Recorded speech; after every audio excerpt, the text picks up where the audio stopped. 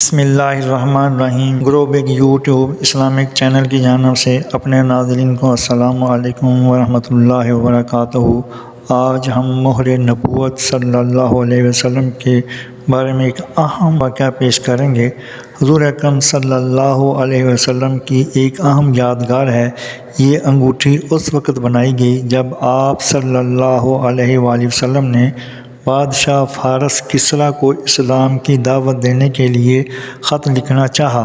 آپ صلی اللہ علیہ وآلہ وسلم کو بتایا گیا کہ بادشاہان بغیر مہر لگے خط کو نہیں پڑھتے، لہذا آپ صلی اللہ علیہ وآلہ وسلم نے چاندی کی ایک انگوٹھی بنوائی جس پر محمد صلی اللہ علیہ وآلہ وسلم کندہ تھا۔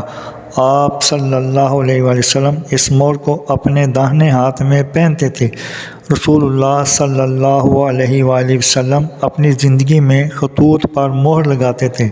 مہر لگانے کا مقصد خط کی تصدیق اور اس بات کو یقینی بنانا تھا کہ خط کسی اور نے نہ کھولا ہو۔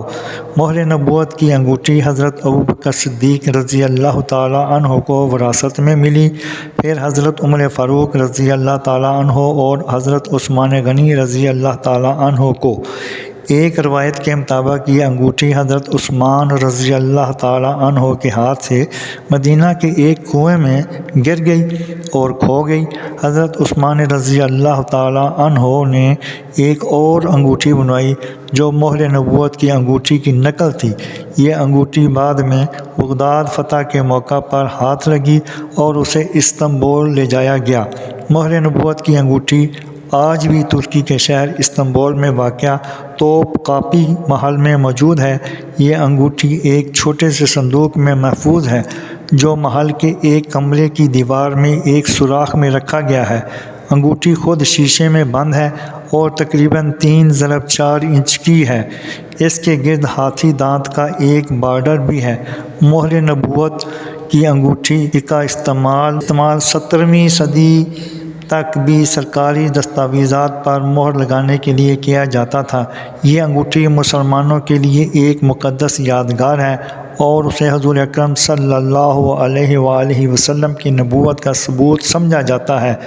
بعض روایات کے مطابق مہر نبوت خلافت عباسیہ کے دوران بغداد سے برآمد ہوئی اور اسے سلیمان اعظم نے ٹاپکئی قصر میں رکھ دیا، لیکن یہ بات ثابت نہیں ہے کہ ٹاپکئی قصر میں موجود مہر نبوت اصلی ہے۔ مہر نبوت کی تاریخ کے بارے میں کچھ اختلافات بھی پایا جاتا ہے۔ بعض لوگ کہتے ہیں کہ رسول اللہ صلی اللہ علیہ وسلم کی مہر کبھی بھی گم نہیں ہوئی اور وہ اب بھی دنیا میں موجود ہے، لیکن اس کی جگہ کسی کو معلوم نہیں۔ اللہ تعالیٰ ہی بہتر جانتا ہے کہ رسول اللہ صلی اللہ علیہ وآلہ وسلم کی مہر اب کہاں ہے، لیکن اس بات میں کوئی شک نہیں کہ رسول اللہ صلی اللہ علیہ وآلہ وسلم کی مہر ایک عظیم نعمت ہے اور اس کی برکت سے مسلمانوں کو بہت فائدہ پہنچا ہے۔